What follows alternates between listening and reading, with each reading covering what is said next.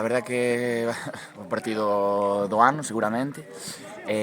Nada, nós temos que salir coa mentalidade que salimos todos os partidos. De feito, o Cerro é un dos equipos que máis me gustou como xogou contra nós. Foi o equipo que máis completo vin.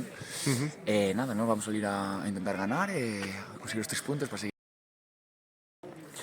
Do Celanova, o ritmo moi alto que teño, son xente moi xoven.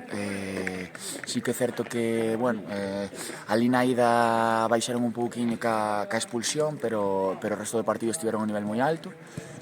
Nós temos que igualar eso para conseguilo.